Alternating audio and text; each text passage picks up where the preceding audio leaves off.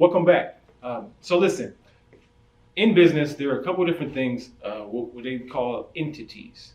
And I'm gonna break them down and I'm just break them down in each. So I'm just gonna tell you about, I'm gonna tell you right now in this first video, but then I'll break each one of them down so you have a clear description and with action items for each one of them. So you have 6 entities when you're getting into business.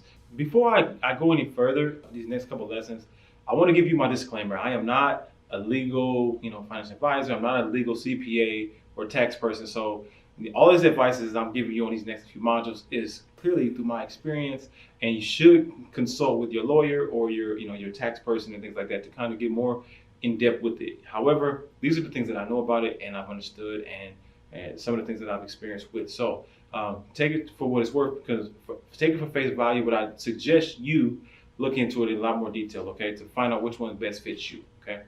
So first and foremost, there are 6 business entities as sole proprietorship, as partnership, LLCs, S Corps, C Corps. So out of those 6 entities, they all work and operate different. They all have disadvantages and advantages, but for this particular lesson, I'm only going to pretty much go over 3 of them, the top 3 or 4 of them, to kind of give you retro perspective, how they can affect you in your business. I mean, the bigger your business, the more you can go do deep dives on them. I'm not going to go into all of that. If you want a little more information on that, like I said, I think you should go, consult with, your CPA or tax person. Okay, so, but what I am going to break down to you is some of the top 3 that I've experienced, that are the top most popular ones that I recommend you at least, seeking out. And that's sole proprietorship, LLC, and S Corp and C Corp. Okay, well that's 4, but so I give you examples of all 3 of those. So, or all 3 to 4 of those. And let's start right now on this particular one. Is about sole proprietorship. So sole proprietorship, and advantages and disadvantages of sole proprietorship is, first and foremost, it's easy to do. Anybody can do it. You can right now go out, right, get off this video, or while you watch this video, go online and become a sole proprietor. Okay, really, it's just as simple as you being your own entity as a business and saying, "Hi, I'm John," or Sally, Joe, or whatever, doing business as Sally's Barbershop, or Sally's Salon, or John's Barber Parlor, whatever, right? So that right there makes you a business. Okay, so the cool thing about that is that with that, and without a doubt, you're considered a business, right? But the thing is that and how do you do that? You can go to your Secretary of State and file, probably go to online and just figure out, Secretary of State, say I want to be a sole proprietor, send you the paperwork, fill out the paperwork, boom, you're in there. Okay, cool. Make sure you get the name, legal name. They give you an EIN number, which stands for an employee identification number, which that is it becomes like your new social security card number for business. Okay, tax ID. So it's basically your new ID for business. You will get that, and now that's what you use. That's your new identification for business. And like I said, it's EIN or tax ID number. That makes you a business. Like I said, it's easy to do. All you gotta do is go to your Secretary of State and fill out that paperwork.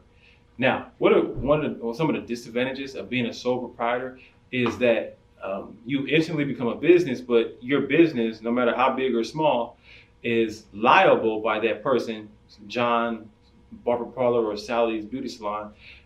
You're liable for that. There's no protection. Okay, so for an example, if John's Barber Parlor, one of your customers go outside and they slip with ice and they break their arm or leg or something like that, they're going to sue not the company. They're going to sue the company. So it's John's Beauty Barber Parlor. So they get the opportunity to get anything that's underneath that entity, yourself. That's like maybe if you got a home or car, any of your assets that you have, money in your bank account.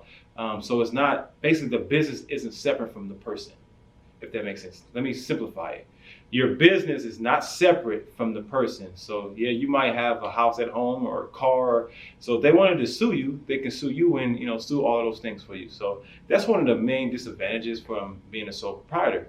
And there's other tax advantages where you have to pay into your own self-employment taxes because you're considered self-employed. So as an independent contractor or self-employed, so you have to file differently. Okay, you're filing a personal tax return, not a business tax return.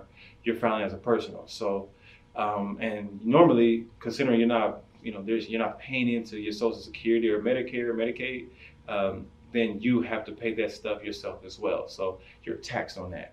And to be honest, from my experience, the way I look at it, I think that what it does is Uncle Sam or IRS looks at sole proprietorship as an entry level into business, and that person, this is my personal opinion, didn't look into business as much, or they don't know much about business, so they're going to keep a closer eye on you, making sure that you're doing your things right as far as your paperwork, and making sure all of the things are lined up and all your ducks in a row. So so that's what I say. Make sure you do your research. It may work just fine for you, and it may not. So, but make sure you be looking forward to the next couple protections and business entities that we'll talk about. So to close out this lesson and go to the next one, what I need you to do is I want you to click at the bottom of this video and comment below. If you were to be a sole proprietor, what would you name it? That's one of the questions. And is your business set up to be a sole proprietor, or I need to know what's next? So do that. We'll unlock the next video, and I'll see you on the other side. Peace and love.